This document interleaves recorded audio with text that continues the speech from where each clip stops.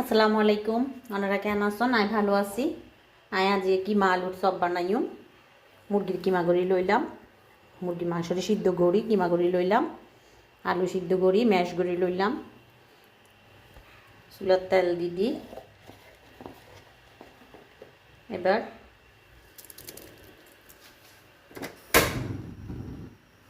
পেঁয়াজ কিনে করে হসাই লই। সামান্য আদা রসুন বাটা নিজ গড়াই বাড়ি রাখছি, একটু দিয়ে দিলাম। দিয়ে অল্প করে সয়া সস,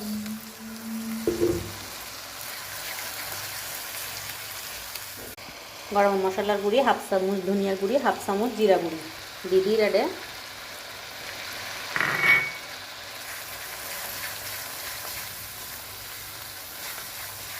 এখন লবণ দিও, মুরগির মাংস সিদ্ধ করিবার সময় লবণ দিই, ইতার লাই পরে মাখাবার সময় লবণ দিই চাইও।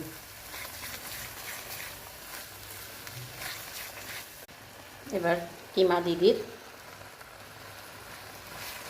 বেশি দিও, অল্প কিমা দিও আর অল্প কিমা রায় দিও।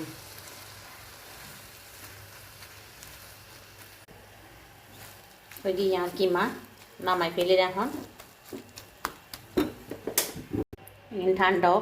ঠান্ডা হইলে তারপরে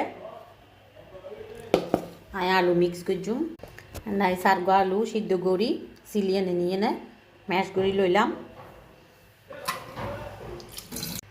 2 চামচ পাউরুটির পিসেরে গুড়ি ব্লান্ডার গড়ি গুড়ি নিলাম, 2 চামচ দিয়ে দিলাম।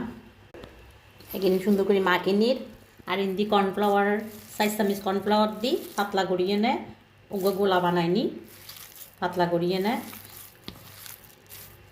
কর্নফ্লাওয়ার লইলাম 4 চামচ, পানি দিয়ে কিনে পাতলা করে লইলাম। এইয়া ব্রেড কাম লই লইলাম সন আর আলুর চপ কিমার চপ বানানো গিয়ে গুই এখন সুবাই এনে ব্রেড কামত মেয়েদে গড়াই। আলহামদুলিল্লাহ সন আর কমপ্লিট হয়ে গিয়ে গুই আলু কিমার চপ। ওনারা ভালো রাইলে বাসাত বানাইবেন, পুরো কমপ্লিট ওনারা রেসিপি দিলাম কিভাবে বানাইবেন। খুবই মজা লাগে, খুবই সুস্বাদু লাগে।